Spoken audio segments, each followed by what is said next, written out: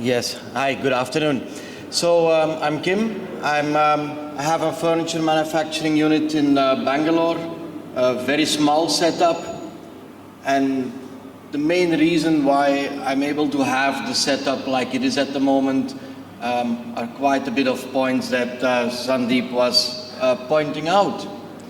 So my business runs well because there are a lot of points missing on the market here that with my background I can fill in. So sometimes it's very simple why a customer comes to us, and it's, for example, we make furniture for Starbucks. All the Starbucks in South India, they have their sofa from us, they have their merchandise unit and their community table from us. First we said actually no to the customer because we are in premium furniture and that wasn't the segment we were doing, that kind of furniture. And after a few times when we, customer kept coming back and insisting that we would make it, and soon we figured out that it was just about reading the drawing. The design was made in Hong Kong by a Hong Kong-based design company, and they had trouble finding people who would give them a product, a finished product, based on the design that was given. Timelines had to be respected. So in this case, customer sends us a drawing. We give the product on the date that the customer is asking for it. And that was all the customer was actually asking for. They weren't asking for a specific quality. They weren't asking for anything else. So what we see is that there is a whole culture that is shifting away from wood. Starting, like Sandeep pointed out, education.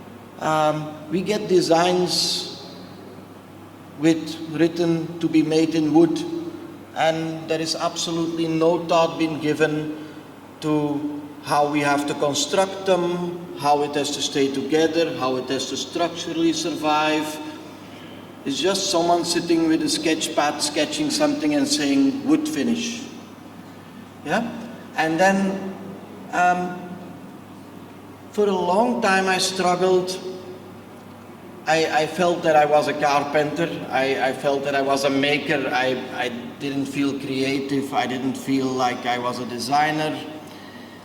But then every time we get designs by proper designers and we have to redesign them, we have to look into their dimensions that are totally not following any standards. You should think by now that most of the designers know that a sheet of ply is 4x8, but even that they sometimes want us to make a little bit bigger. They want us to go a little bit over these dimensions and yeah, do all kind of strange constructions just because their design was a little bit off. So today we get the design and it's no longer like, of course, the Starbucks where I was referring to, that's very specific. It's well designed, it's done by someone who knows their job. It comes to us exactly whatever is in the design. There are barely any questions. It's very well made. Any other design that we get, we have to first start saying, like, customer mentions 2 inches, for example, on their design. We have to go like, yeah, we buy our wood in 2 inches. After we clean it, it's gonna be like 40, 45 millimeters. So the industry from the design part has totally lost contact with working with wood. And as long as that is not settled, as long as we don't start educating first of all our designers, that's the first way back, I think. And I know most of you are timber traders, and that's of course very far from what you're doing, but that would be a good start if we can educate people again. Like Sandeep was saying, you go for engineering and you do not touch the topic of wood too much. At this moment, I'm partnering up with an Indian lady who has done her furniture design in US. And that's actually a subject there. Here in India, design is a subject. Software design will be very popular, but furniture design as something you go for 4 years, work with your hands, do all the joinery, know the wood, that is not a subject here. So,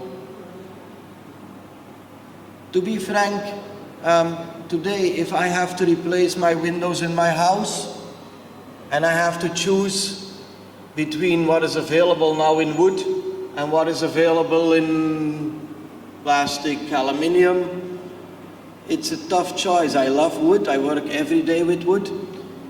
It's a tough choice. There isn't so much available. Every wooden window that I have seen here jams in raining season and is loose in summer. I have never seen that in Europe. All the windows, they close in all seasons, they open in all seasons, they are soundproof, they are rainproof, they are windproof, they are dustproof in all seasons. And we do have seasons, maybe not like rain season and summer too much, but so we do have seasons. So why is it that we suddenly, when we think about wood, we lose all standards, all technicality about it? So why is it that we all suddenly have a carpenter who makes certain things and nails them together and puts putty over it? Yeah, so my company is very technical. Everything is drawn out, everything is done in 3D designing, 90% is done on CNC machines, everything is very accurately approached. So basically we cut, we fix together, we clamp it properly.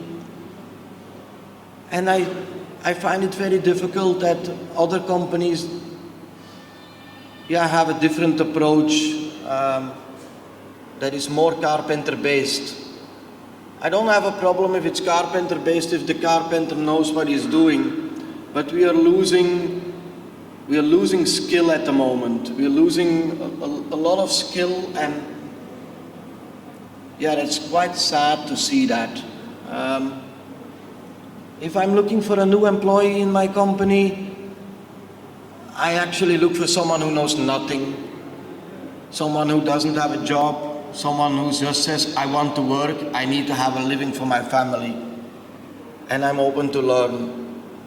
I don't need someone who says that they are a carpenter and then shows me one joint properly made and then the other 100, 200, the other 1,000.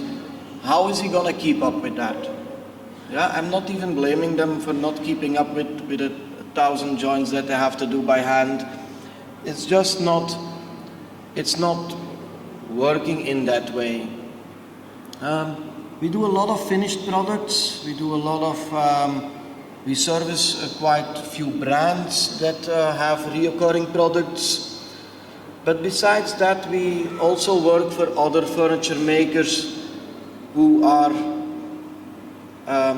more based on carpenters doing their work and who struggle with finishing orders in time, consistency of their product, and slowly more and more companies around my factory come to us, bring in the wood and tell us, this is what I want you to cut. Every time I bring this piece, this is what you cut.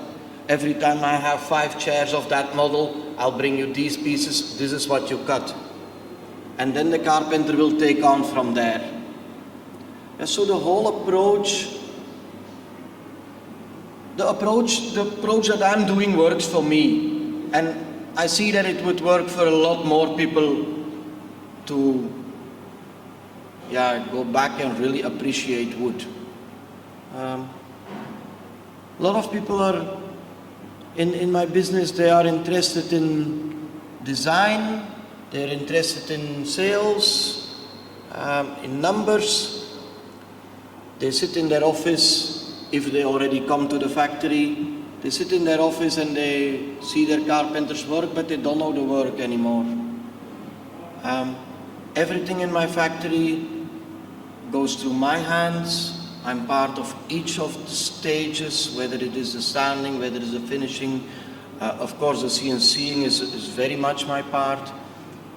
I know all of the jobs, all of the people who are in my factory are trained by myself or by my colleague designer. And so it's very important that it's a group process. It's in my factory, it's not like, oh, I will do something and the next person has to take it on from there. From the beginning till the end, it's the responsibility of the whole team to get it ready. If I do something wrong, then my worker will come to me and tell me, sir, you've done this wrong.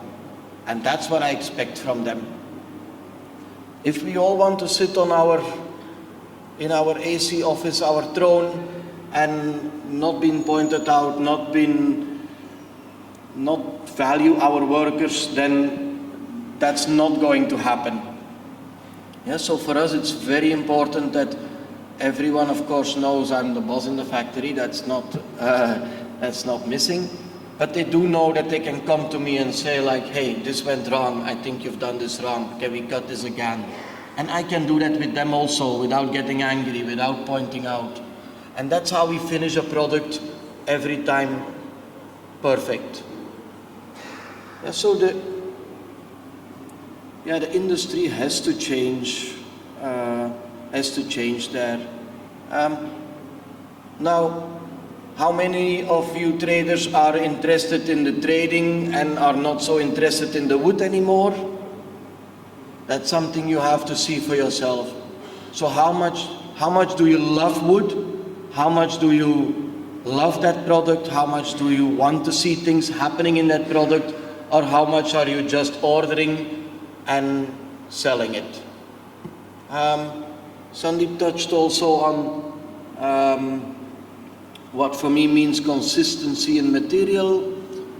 I give a quotation for 250 school chairs, and tomorrow I need the wood. I need it tomorrow. I can't be sitting and waiting for 3 weeks for someone to say like, oh, it takes 3 weeks for the wood to cure, it takes 3 weeks to dry. I don't even know if you're drying it in the first place. So I need consistency, and I will only buy from timber dealers where I can order one plank for a small project and where I can order 500 planks, and I want them dry, I want them consistent, I want them all of the same species, I want them all in the same moisture level, and yeah, I want them tomorrow. Yeah? Because that's what my customer wants. I get very little time to get things ready. Yeah? And yes, if I go down the road and I order steel, any amount, half of, if it's an obscene amount, half of it will be there today, the rest will be there tomorrow. If it's a small amount, you can just pick it up. Yeah, so where are these wood suppliers? I get questions for teak furniture. I say no, I can't make anything in teak. Either it's not cured properly, either it is still in logs that need to be cut in sizes that I have to tell them. I don't know how much is going to come out when I buy the log. I don't know the quality. I don't know the species also, because it's very difficult to check. We have in Bangalore teak available from 400 rupees till 8,000, 12,000 and on. So it becomes very messy. If I stick to my European woods that I prefer at this moment, my Steam Beach, White Ash, white oak. I can buy any quantity in a perfect moisture level to start making my furniture. Yeah? And it's very rare to come to good suppliers who will give you that consistency. Yeah? I would have liked this to be an interactive session, so if there are any questions, remarks, or anything, then that would be, now would be a good time then for that. If not, then that's it. Thank you so much.